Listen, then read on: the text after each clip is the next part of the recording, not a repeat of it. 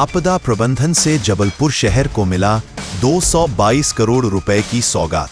आज नगर निगम और smart city द्वारा आयोजित पत्रकार वार्ता में मध्य प्रदेश की ओर से इस बार जलप्लावन की समस्या से निजात दिलाने 222 करोड़ रुपए की सौगात मिली है, जिसके लिए निगम को 18 माह का समय दिया गया है। इस प्रोजेक्ट के चलते वाटर हार्वेस्टिंग को भी सम्मिलित किया गया है।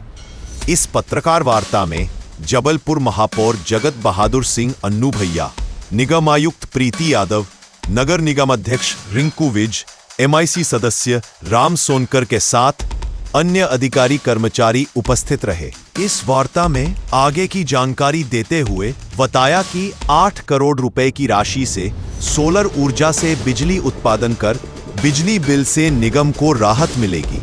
राहत यह शहर को विकास की राह में लाने का कार्य निगम द्वारा किया जा रहा है। बेहतर उपयोग करें। तो ये दो मेजर विषय हैं जिसकी प्रॉपर डिटेल्स एंड ब्रीफिंग अभी आपको लोकप्रिय महापौर जिनके नेतृत्व में लगातार जबलपुर को सफलताएं मिल रही हैं, का विकास हो रहा है। इसके सम्मानीय जगत बहादुर सिंह अन्नू भैया, हमारे नगर निगम की कमिश्नर सम्मानीय, निश्चित रूप से जबलपुर के लिए हर्ष का विषय है। केंद्र सरकार की महत्वपूर्ण बाढ़ नियंत्रण के लिए संस्कारधानी जबलपुर को 222 करोड़ रुपए की राशि मिलने जा रही है। और कहीं पे भी बड़े जलप्लावन की स्थिति हम सबको फेस नहीं करनी, नगर निगम के द्वारा सुचारू रूप से की गई है। हम पूर्व के वर्षों में देखेंगे तो लगातार हमने स्थितियों को फेस किया है, हमें पानी उफराते हुए देखा है, पर इस बार भगवान की बहुत कृपा है। 12 महीने में जबलपुर को जलप्लावन से पूरी तरह से मुक्ति मिलेगी। किस तरह से इसको शुरू करने जा रहे हैं, क्या कुछ? जलप्लावन से बहुत राहत हम लोगों को इस वर्ष मिली है। जो 125 से ज़्यादा शिकायतें होती थी, घरों में पानी भर जाता था, आपने देखा इस वर्ष नहीं भरा। बहुत कम शिकायतें, सड़कों पे थोड़ी थोड़ी शिकायतें आई है, परंतु जलप्लावन मुक्त हम लोगों को करना है।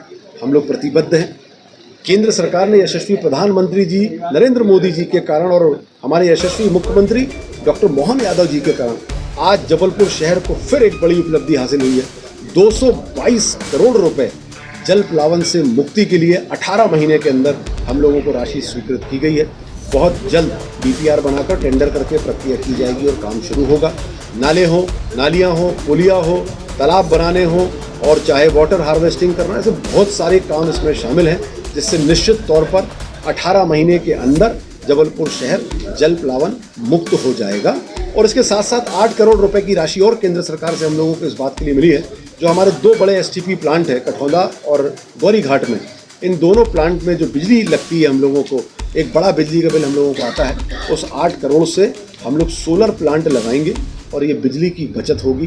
तो केंद्र सरकार से 230 करोड़ रुपए की जो राशि मिली है, इससे ये निश्चित होता है कि हमारे बिजली का बिल की कमी भी आएगी और साथ साथ जलप्लावन मुक्त होगा हमारा जबलपुर शहर। और ये देश के 11 शहरों का चुना गया है इसमें, और निश्चित तौर पर एक बड़ी उपलब्धि एक बार फिर जबलपुर शहर और नगर निगम जबलपुर को मिली है। सोलर सिटी की दिशा में किस तरह से जबलपुर आगे बढ़ रहा है?